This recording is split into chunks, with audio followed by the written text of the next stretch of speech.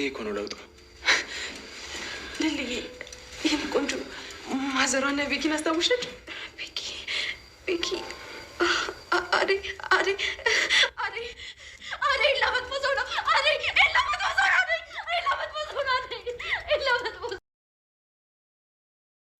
ሰላም ጤና ይስጥልኝ ውድ ቤተሰቦቼ፣ ዛሬ ይዤላችሁ የመጣሁት የሰራተኛዋ አደይ ትንታኔ ነው። እስከ መጨረሻው ተከታተሉን። በዚህ ክፍል ምን ተማራችሁ፣ ምን አስደሰታችሁ የሚለውን ይዤላችሁ መጥቻለሁ። ለሊ አስታወሰች። ለሊ በጥቂቱም ሆነ በተወሰነ መልኩ አስታወሰች። ለመጀመሪያ ጊዜ ያስታወሰቻቸው ቤኪ ማዘሯ አደይ የሚለውን ቃል ነበር። ቤኪ ማዘሯ እንዲሁም አደይ የሚለውን ቃል ሲሰሙ በደስታ ፈነጠዙ። ደስ አላቸው። የለሊ ወደ ማስታወስ እየተጓዘች ያለችበት ሂደት ለሁላችንም ለተመልካችም እንዲሁም ደግሞ አብረዋት ላሉ ጓደኞች ደስታን ጨምሯል። በተለይ ለቤኪ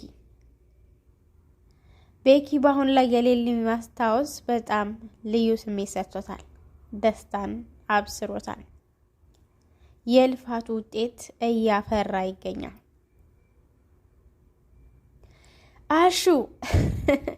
አሹ በዚህ ክፍል ላይ በጣም ያሳቀኝ ተዋናይ ነው።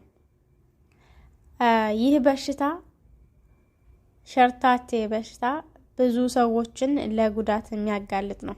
የሰራው ትወና ሰርቶታል። ኃይልን ጉልበትን የሚያዳክም በሽታ ነው። ከዚህ በሽታ ፈጣሪ ይጠብቀን። በዚህ ክፍል ላይ ያስደሰተኝ ነገር ቢኖር የለሊ ማስታወስ እና እንዲሁም ደግሞ የቤኪ ደስታ፣ የአደይ ደስታ ነው።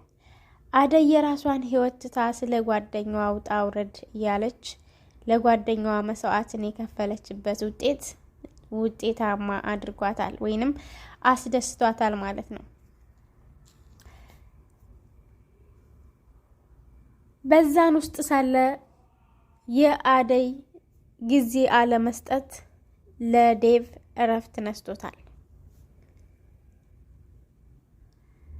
ዴቭ ፍቅሩን እንደሚያጣ እየተሰማው ነው። በተለይ የአደይ ቤተሰቦች አንቀበልም ባሉበት ታይም የዴቭ የፍቅር ህይወት ግራ አጋብቶታል። ከቤተሰብ የሚመጣለት ሀሳብ እንዲሁም ደግሞ የአደይ ጊዜ አለመስጠት። ዶክተር በጣም ሊመሰገንና ሊደነቅ የሚገባ ዶክተር ነው። የለሊን ጸባይ ችሎ ለሊ ወደ እውነት እንድትመለስ የረዳት እንቁ ዶክተር ነው ብዬላለሁ።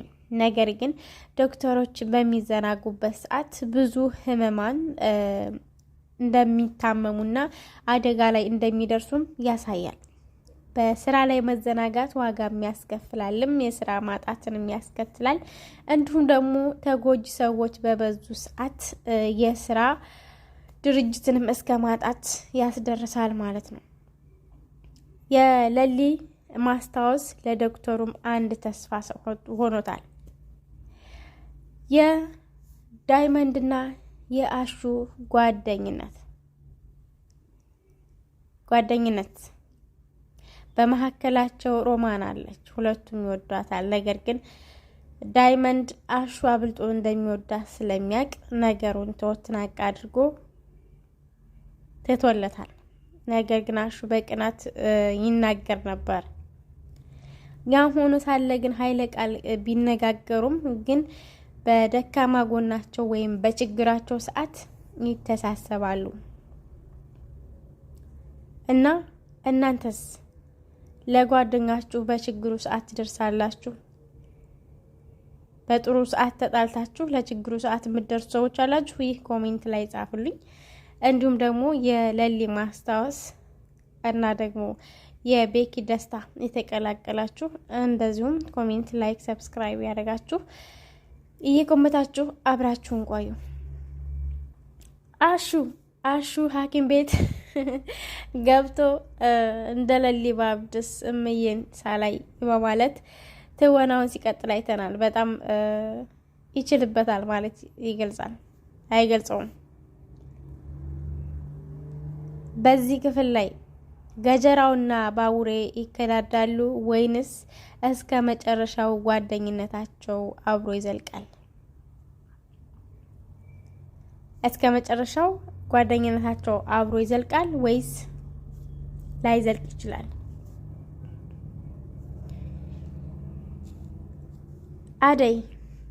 አደይ በአጋጣሚ ገጀራውን አግኝታ እየጠየቃት እያለ በጓደኛዋ በሌሊ ሲመጣባት አለቅህም በማለት እየዛተችበት እያለ ድንገት ኪንጎ ይደርሳል። ኪንጎ ያስጥላታል። በዛው ልክ ደግሞ ለጓደኛዋ መስዋዕት ከፍላለች። እንዲሁም ደግሞ በፍቅር ውስጥ ጥርጣሬ ውስጥ ያሉ ኪንጎና ቅምጥል እንዲሁም ደግሞ ዴቭ አደይን ይጠራጠራታል።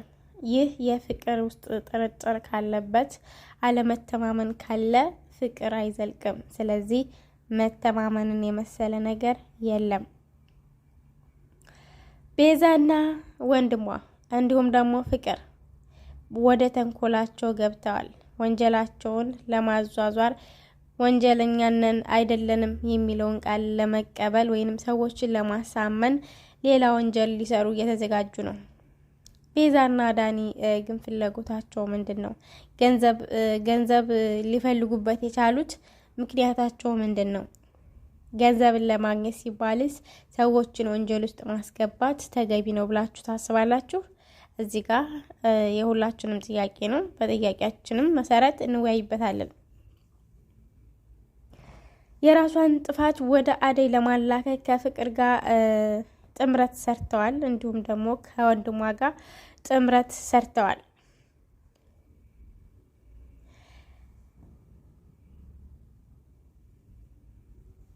እና ውድ ተመልካቾቻችን ቤታችንን ላይክ ማድረጋችሁ እንዳትረሱ፣ ሰብስክራይብ እያደረጋችሁ ወደ 10 ያጠጋጉን ፕሊዝ ሰፖርት አድርጉን። በዚህ ድራማ ላይ ሀሳብ አስተያየታችሁን መስጠት ትችላላችሁ። በጣም ብዙ ነገር መማር እንችላለን። ለጓደኛ መስዋዕትን መክፈል እንዲሁም ደግሞ ለቤተሰብ መስዋዕት መክፈል እንዲሁም ደግሞ ለፍቅር ሲባል መስዋዕትን መክፈል ላይክ እንደ ባቡሬ መስዋዕት እየከፈለ ነበረ። በጣም ደስ ይላል። ገጀራው ደግሞ ሴቶችን በጣም ይጠላል። ሴቶችን የሚጠላበት የራሱ የሆነ ታሪክ አለው። እነ ቤዛም ገንዘብ የሚፈልጉበት የራሳቸው የሆነ ታሪክ አላቸው። በዚህ ውስጥ ሪል ላይፍ ላይ ያሉ ሰዎች ይኖራሉ 100%። እንዲሁም ደግሞ ባቡሬ ጓደኝነቱን እንዲያከብርለት እያስጠነቀቀው ነበረ ገጀራውን ግን መጨረሻ ላይ ብር ያታልለዋል ወይስ የጓደኛውን ሂደት ይከተላል? የባቡሬን ቃል ይቀበላል? ይህ ሁላችንም ነው። እናት ለልጇ የምትከፍላቸው መስዋዕቶች። የፍቅር እናት ለሁሉም መልካም እናት ናት። እድሜና ጤና ለእናቶች ይስጥልን። ስለነበረን ቆይታ እናመሰግናለን። ቤታችን ላይክ፣ ሰብስክራይብ ማድረጋችሁ እንዳትረሱ፣ አበረታቱን። በሀሳባችን ከተመቻችሁ ኮሜንት ላይ እየተቆመታችሁ አብረን እንቆያለን ማለት ነው። ቤታችንን ፋፈሽ አድርጉት። ማሰላማ